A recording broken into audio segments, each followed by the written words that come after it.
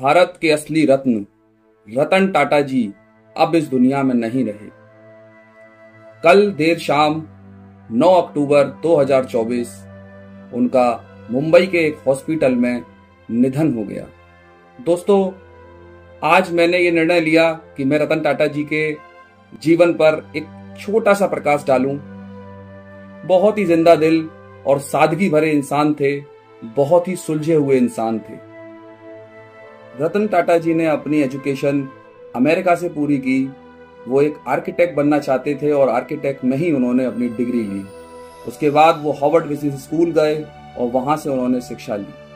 जब वो इंडिया वापस आए तो उन्होंने अपनी ही कंपनी में बतौर ट्रेनी अपने करियर की शुरुआत की। अक्सर रतन टाटा जी को भारत रत्न देने की मांग उठती रही है देश में, लेकिन आज उनको खो देने के बाद हमें पता चल रहा है कि शायद वो पुरस्कार उनसे भी बहुत छोटा है। वो भारत रत्न से भी बड़े रत्न थे हमारे देश के लिए, जो अब हमारे बीच नहीं रहे। सादगी से भरा एक किस्सा उनका मैं आपको सुनाता हूं।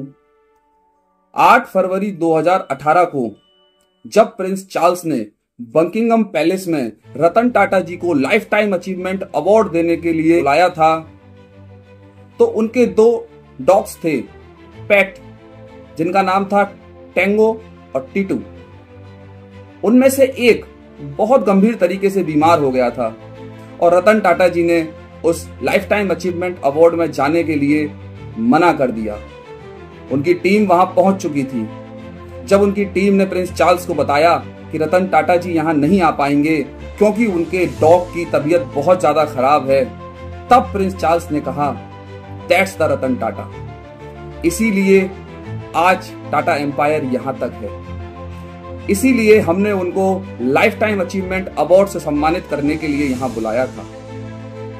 वही इस अवार्ड के असली हकदार हैं। दोस्तों, हार्वर्ड यूनिवर्सिटी में एक पूरी बिल्डिंग जिसका नाम टाटा ब्लॉक है, वो रतन टाटा जी के नाम पर ही है। सोचिए, एक विश्वविद्यालय जो इतना बड़ा विश्वविद्यालय है, दुनिया भर का सबसे नंबर 1 का टॉप यूनिवर्सिटी है, उसमें एक पूरी की पूरी बिल्डिंग टाटा ब्लॉक के नाम से। इतना बड़ा कद था हमारे रतन टाटा जी का। ऐसा ही एक किस्सा वर्ष 1991 में शुरू हुआ, जब रतन टाटा जी पहली बार टाटा सन्स और समूचे टाटा समूह के चेयरमैन बने।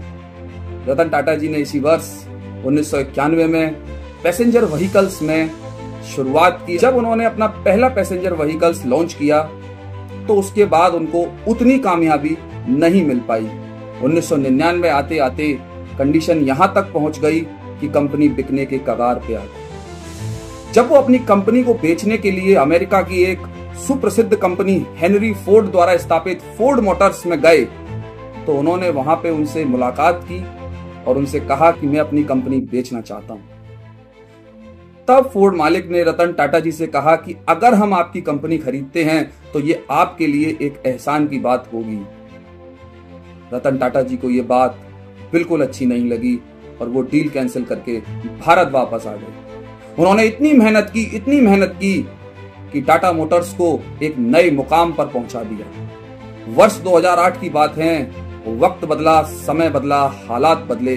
जब फोर्ड मोटर्स की हालत दिवालिया की ओर जाने लगी, तब फोर्ड मोटर्स ने अपनी ही कंपनी, अपनी ही ब्रांड की जैगुआर और लैंड रोवर को बेचने की योजना बनाई। तब उन्होंने रतन टाटा जी से संपर्क किया और कहा कि आप मेरी ये कंपनी खरीद लीजिए, ये मेरे लिए एक एहसान होगा।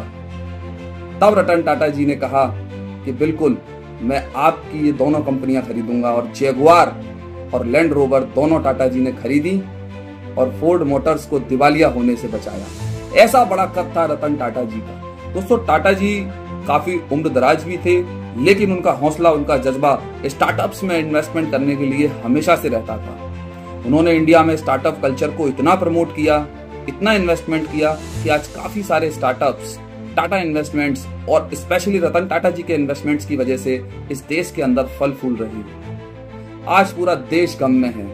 एक छोटी सी श्रद्धांजलि हमारी ओर से रतन टाटा जी के लिए है। पूरा देश उनको नम आंखों से याद कर रहा है। महाराष्ट्र में आज स्टेट फ्यूनरल उनके लिए रखा गया है, ये बड़े ही सम्मान की बात है, बड़े ही गौरवशाली बात है। देश के बड़े बड़े माननीय व्यक्तियों ने उनके लिए शोक व्यक्त किया है। नरेंद्र मोदी जी से लेकर योगी आदित्यनाथ जी ने भी उनको शोक व्यक्त किया है।